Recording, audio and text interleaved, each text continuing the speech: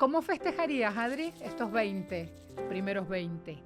No sé, más bien festejar la vida, lo que conseguimos con ese trabajo, creo que es lo más importante, ¿no? Lo que se consigue, lo que se hace, siempre pensando, creo, que en un bien común, por lo menos así aprendí en periodismo, pensar el periodismo para un bien común.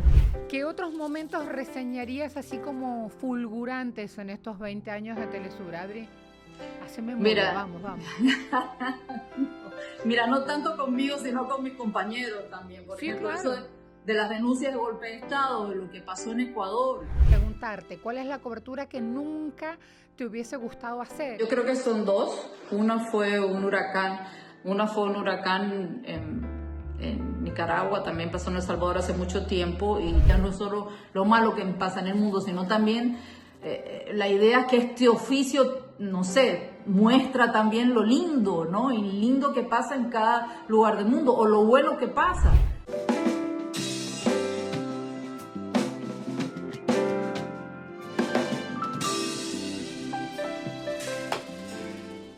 Tenemos una hermosa excusa para estar juntos. Voces del Sur arranca en este momento un nuevo capítulo, un nuevo espacio que hemos creado para, a raíz de este cumple número 20 que tenemos, rescatar toda esta historia de la mano de nuestros compañeros de tareas, de nuestros corresponsales a lo largo de todo el mundo.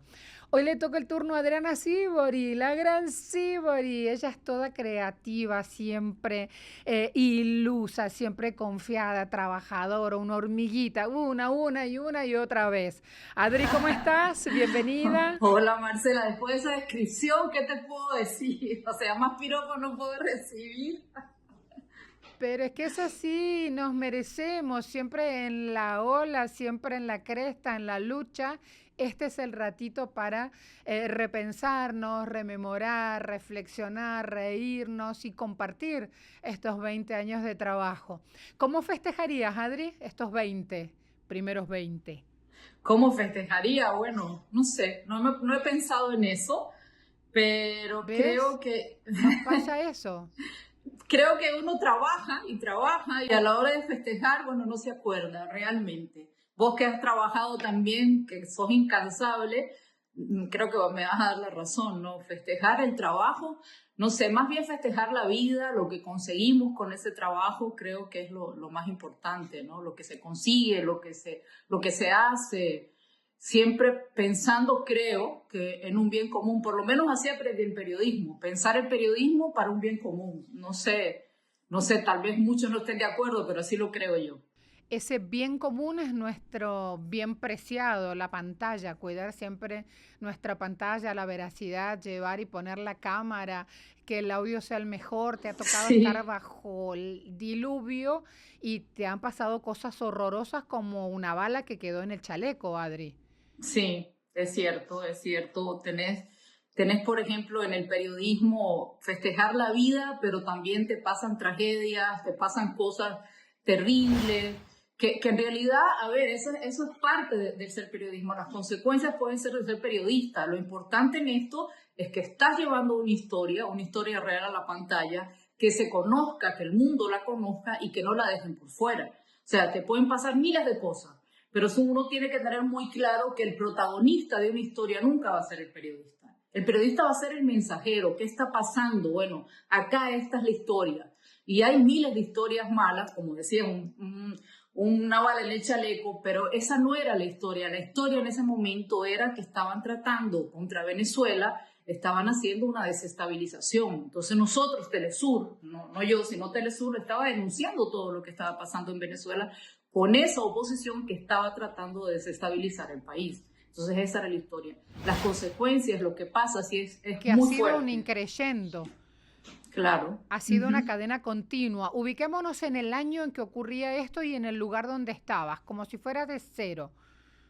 Uh-huh. Bueno, te lo cuento qué pasó. Eso es lo que te cuento qué ocurrió. No Sí.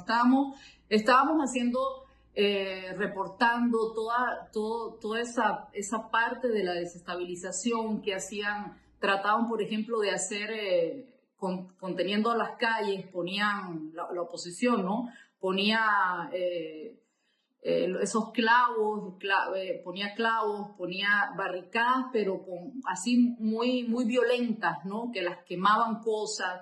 El que se acercaba, por ejemplo, a reportearnos, o personas que se acercaban ya era violentada, de si no te dejaban pasar a ningún lado. Entonces, en ese reporteo pasamos y vimos que había una barricada y escuchamos algo y bajamos todos los periodistas, no era solo yo, fuimos un montón de periodistas realmente. Y cuando nos ven... Dame la ubicación, Adri.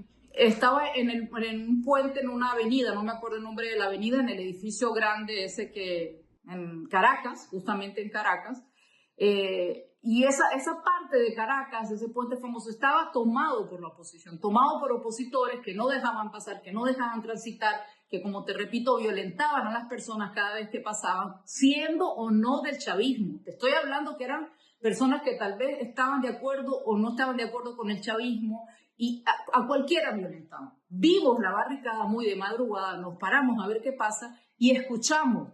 Son periodistas, denle algo así como, péguenle tiros, denle tiros, no me acuerdo que en este momento, y empezaron desde el edificio, un edificio muy grande, a tirarnos balas, a tirarnos fuegos. O sea, era terrible, fue terrible porque en realidad fue asustador. O sea, era Munición real. Sí, sobre el puente, el muro del puente, nosotros nos protegimos un poco, pero bueno, nos tiraban las bombas de fuego y en un momento, casi nos quemamos, empezamos a correr y a la hora de correr, ahí fue donde, bueno, de casualidad me alcanzó un tiro. Me hubiera podido alcanzar a mí como cualquiera de los otros periodistas. Bueno, fui yo. Pero lo importante en todo esto es que éramos periodistas que estábamos viviendo esa realidad y que estábamos contando esa realidad. Y te voy a decir que de acuerdo a la política de cada medio, contaban la historia así. Entonces la realidad no era la que contaban otros, sino la que estábamos viendo, porque desde un escritorio vos podés contar cualquier cosa, pero si la estás viviendo es diferente. Entonces recuerdo de que al día siguiente vos veías cosas, personas que no habían estado ahí y que hablaban del tema y que no tenían ni idea de lo que pasó, ¿no? Que hablaban, por ejemplo, que era el chavismo que había hecho eso. No, fue la oposición que nos atacó, ¿entendés? Y ahí no habíamos solo periodistas de Telesur, no habíamos diferentes periodistas. Uno, no sé qué habrán dicho, pero te digo que la realidad la contamos. Y eso era lo importante, contar, bueno, esta es la oposición que está tratando de desestabilizar, que está acaparando alimentos, que estaba haciendo un montón de cosas y que no se contaba al mundo. Realmente no se contaba. Entonces, por eso te digo, sí, pasamos cosas violentas, y repito, pero lo importante es contar lo que estaba pasando, porque si no contás la realidad, ¿qué haces? Perdés la memoria histórica realmente, es lo que creo. Y ahí viene la fortaleza de Telesur en estos 20 años, la construcción del relato, yendo al espacio donde se produce la noticia y contando en tiempo real, que no es lo mismo que al otro día vaya un periodista a ese puente, se pare y te eche otro cuento armado a su usanza o consona con su línea editorial, ¿no, Adri? Así es. Y te voy a dar un ejemplo, cómo empezó Telesur, por ejemplo. Telesur era poco conocida al inicio, y se hace visible... ¿De qué país me estás hablando en este caso? Ahora te cuento. Se hace visible cuando se da el golpe de Estado en Honduras. Un país centroamericano que estaba en una democracia en ese momento. El presidente había ganado por votos. El presidente quería hacer una consulta popular y militares y cívicos, de acuerdo con los militares, dan el golpe de Estado. Al principio... Vos ves, al principio ningún medio le daba mucha importancia, pero claro, cuando sale Telesur haciendo la denuncia, mostrando lo que estaba pasando, que los militares atacaron la casa del presidente y toda su familia a balazos, que los militares los secuestraron, que no dejaban pasar a la gente, que reprimían en ese momento, el único en el momento que fue y que dio a conocer las imágenes en vivo de lo que estaba ocurriendo y denuncia, porque el periodismo social es una denuncia también de lo que está pasando, denuncia lo que estaba ocurriendo en Honduras en el 2009, que era un golpe de Estado, habla lo que estaba pasando, es un golpe de Estado directamente vinculado a los militares junto con civiles de la grande familia de ese país. Y fue Telesur que hizo esa denuncia. Ahí es que se ve, ahí empieza Telesur, empieza a rememorar lo que ha pasado históricamente en los golpes de Estado, cada vez que un país recibe un golpe de Estado y que está ocurriendo en democracia después de muchos años. Entonces eso hace Telesur, yo creo que ahí Después empieza de esos 42 días de cobertura, ¿qué hiciste, Adri? ¿Qué hice? Un jacuzzi así gigante con toda la No. familia. Hola, volví. No. Fui con mi hija y mi esposo y me quedé una semana con ellos. Y después volvimos porque me acuerdo que el presidente bueno, y su familia se metieron en la embajada, haciendo toda la embajada de Brasil en Honduras. Y bueno, volvimos otra vez a trabajar. Ahora, después de estar tantos días en la embajada, también ahí sí. Los respiros son cortos, pero ahí está justamente el trajinar del periodista. ¿Qué otros momentos reseñarías así como fulgurantes en estos 20 años de Telesur, Adri? Hace memoria, vamos. Mira, no tanto conmigo, sino con mis compañeros también. Por ejemplo, claro. Eso de las denuncias de golpe de Estado, de lo que pasó en Ecuador, también de las liberaciones, no sé si te acordás, en Colombia, cuando empieza lo de la paz. Entonces, todas esas cosas para mí marcaron el hecho de estar en Telesur y de que Telesur se convirtiera en algo que los pueblos latinoamericanos se veían reflejados en ellos. A ver, cosas que no se dan. Algo que era intangible porque recibías del otro lado la sindéresis, lo que te daba la pantalla, y del otro lado era muy tangible porque había un equipo enorme en Caracas y en todo el mundo repartido para llevar la noticia con esa veracidad y en tiempo real, Adri. Así es. Mira, era y está muy definido ahora también. Los medios de comunicación que trabajan para los grandes empresarios, las grandes multinacionales, los políticos, y los medios de comunicación, como te digo, que como estás diciendo realmente, como estamos hablando ahora, que reflejan la realidad y que hablan con esa voz de los pueblos. Fíjate, tú vas a Telesur, sí, ves los reportajes, lo que pasa es que mucha gente habla y dice, ves los reportajes y vos te das cuenta que vamos adentro de la noticia, que nos metemos en los barrios, que hablamos con la gente. ¿Entendés? Entonces, reflejamos esa realidad de cada una de las personas, de lo que está pasando en el momento. Y ese tema de tener todo en vivo, de no darle pausa a ese vivo, de meterse adentro, de reflejar esos reportajes en la pantalla, es que nos hace diferente. Porque no estamos trabajando para una multiempresa o una multinacional. Estamos trabajando para mostrar, para hacer un servicio social, se puede decir. No digamos servicio social, sino para mostrar cómo debería ser o para denunciar lo que está pasando en esos pueblos. ¿Por qué están marginados? ¿Por qué un 2% de las personas en un país tienen mucha plata y el otro por ciento cae en la pobreza? ¿Por qué? ¿Qué pasó? ¿Qué hay que hacer? ¿Cuál sería el papel del Estado? Que eso también pasa con los otros medios, como que el Estado, y lo que está pasando ahora en el mundo, como que quieren aplanar el papel del Estado, y el Estado es como importante para llegar, para tener derechos comunes, para tener esa justicia social, para poder reclamar tus derechos, para poder alcanzar todo lo que podáis alcanzar. Entonces, si tenés un servicio social, tenés salud, tenés educación, el Estado es importantísimo. Y lo que está pasando ahora es que quieren olvidar o aplanar el papel del Estado en las sociedades. Y eso yo creo que Telesur lo está denunciando de una u otra forma. Sabes que todos sus momentos son estelares, porque cada minuto al aire realmente le sacas el jugo y mostrás todo lo que se puede y todo lo que hay. Pero cada vez que te veo acompañada de niños en un terreno, en un espacio, en una cooperativa, en un lugar donde hubo una inundación, cuando te veo con niños te veo con una actitud completamente distinta. ¿A dónde vas en ese momento? ¿Qué te evoca? ¿Qué me evoca? ¿Qué va a hacer ese niño? ¿Qué va a pasar con ese niño? ¿Dónde va a estar ese niño? Si vos estás, por ejemplo, lo que nos pasa en Centroamérica, que en Centroamérica hay muchos huracanes y desastres naturales. ¿Y quiénes son los más afectados? En definitiva, son los niños. ¿O no es así? Siempre es así. O sea, ¿qué pasó en Haití? ¿Qué pasó en El Salvador? En la misma Nicaragua, cuando vieron todos esos desastres naturales, huracanes, que vas con los terremotos. Entonces, vas a trabajar con la comunidad. Y te digo a trabajar, porque si vos estás haciendo un reportaje, en definitiva ese reportaje va a tener una consecuencia, ¿no? Y cuando estás haciendo en esos lugares, la consecuencia es para bien. Bueno, ¿cómo se hace con la ayuda de estos niños? ¿Qué papel tiene la misma sociedad para ayudar a esas comunidades que tal vez hay niños que quedaron huérfanos, tal vez hay niños que quedaron con una parte de su familia por todo ese desastre natural. Entonces uno lo que evoca es, bueno, ¿cómo te pones en sus zapatos? ¿Qué vas a hacer? ¿Qué pasa si fuera tu hijo? O sea, puede ser, vos decías, bueno, esto puede ser algo así como banalidad lo que estoy diciendo. No, es una realidad. El periodismo surge de ahí, realmente, de pensar qué ves en el futuro para ese bien común que estábamos hablando en el inicio, Marcela. Y los rostros de los niños, que desde el primer segundo están en pantalla de Telesur, nos muestran la diversidad también de nuestra América esplendorosa, nuestra América como un ser sufriente, nuestra América victimizada.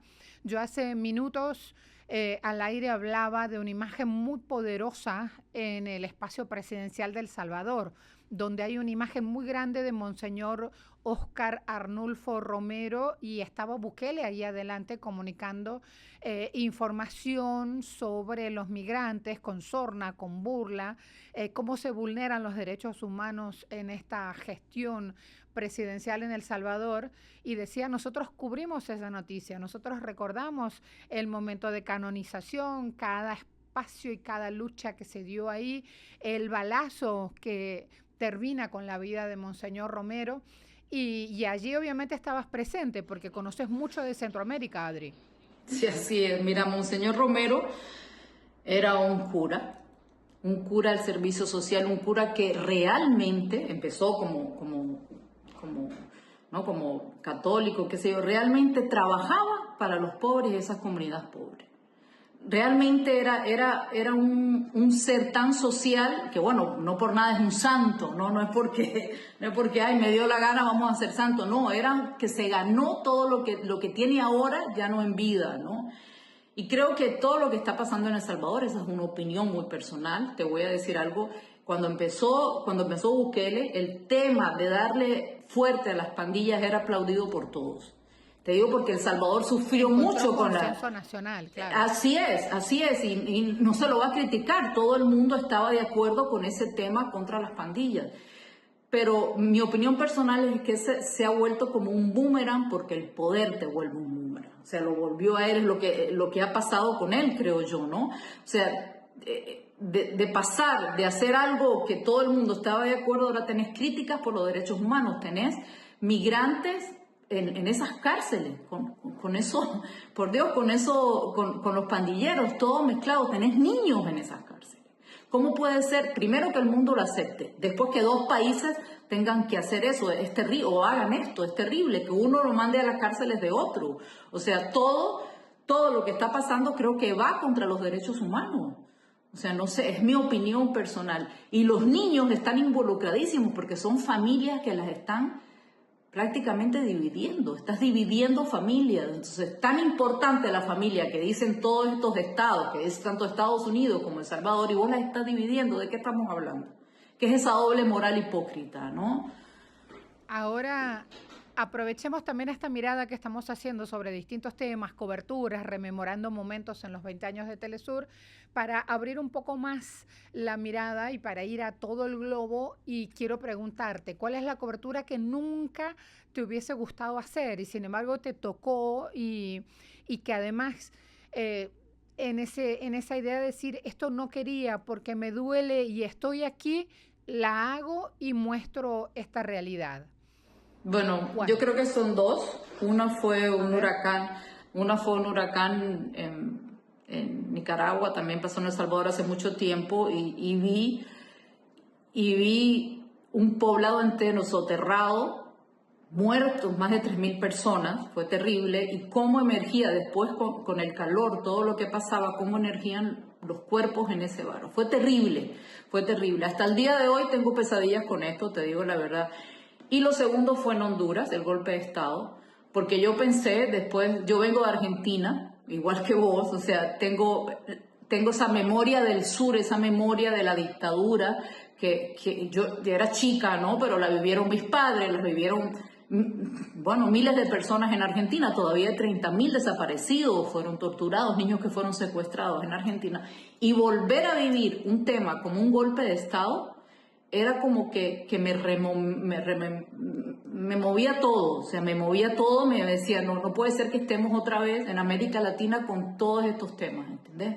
No puede ser, y ese miedo de que volviera a pasar, ese miedo de las desapariciones, ese miedo de los exilios, ese miedo de todas esas cosas volvieron a marcarme. Entonces, tal vez para uno no, para cualquiera, pero una persona que sí lo vivió, mira, me conmueve todavía.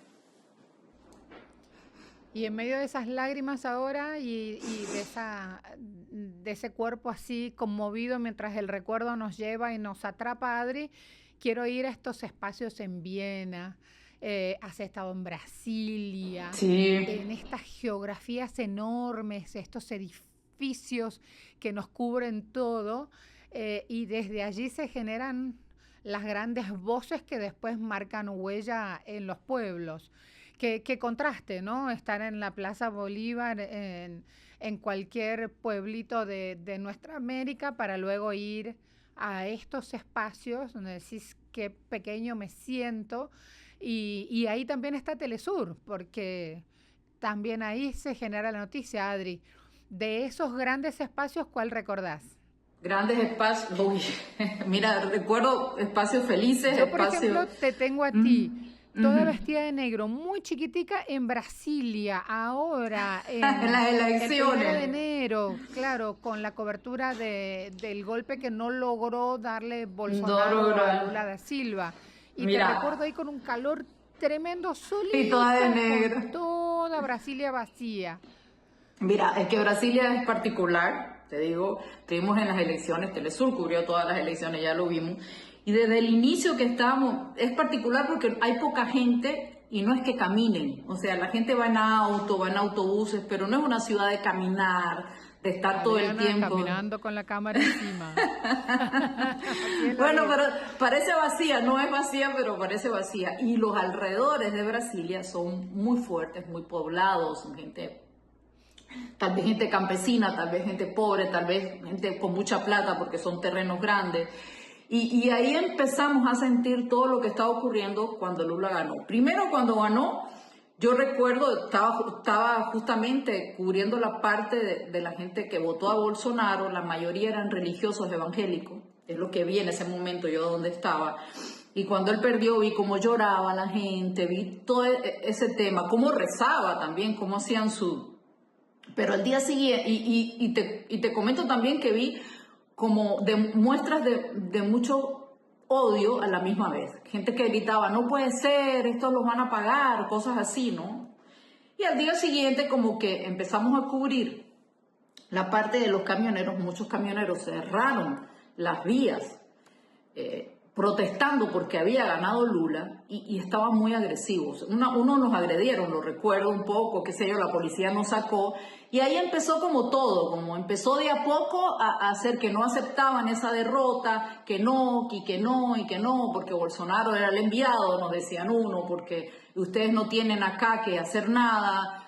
Y bueno, finalmente nos fuimos y bueno, pasó lo que pasó el 1 de enero, que logró, el enero que logró, bueno, logró frenarlo y ahora estamos viendo las consecuencias legales de todo lo que hizo Bolsonaro y toda su gente. Ellos querían hacer un golpe de Estado, lo que está demostrando ante la justicia. Vamos a ver qué pasa en todo esto, pero bueno, ya sabemos cómo va el juicio. El hecho, esas son cosas terribles que están pasando. Después en Brasil pasan cosas hermosas, por ejemplo, que también he estado como los mundiales de fútbol, que la gente parece que se olvida de todo y vas a la playa a ver el mundial en tu gran pantalla gigante y esa alegría también te conmueve y ves ahí la mezcla de todo tipo de gente en un solo tema, el fútbol. Pasión por el fútbol en ese país. Entonces ves los Yo dos te recuerdo contrastes. con Beto Almeida zambando ahí un ratito y hablando de Caetano Veloso, porque finalmente esas cosas también hacemos los trabajadores de la comunicación. Así es, así es. O sea, no es solo las tragedias, no es solo lo malo que pasa en el mundo, sino también la idea es que este oficio, no sé, muestra también lo lindo, ¿no? Y lindo que pasa en cada lugar del mundo, o lo bueno que pasa. Yo me acuerdo de ir a la firma de la paz de Colombia cuando lo hicieron en Noruega. Entonces viajamos a cubrir eso. Entonces eso fue también emotivo. Tantos años de guerra en un país y ver que están los dos bandos firmando algo que es el futuro de una sociedad.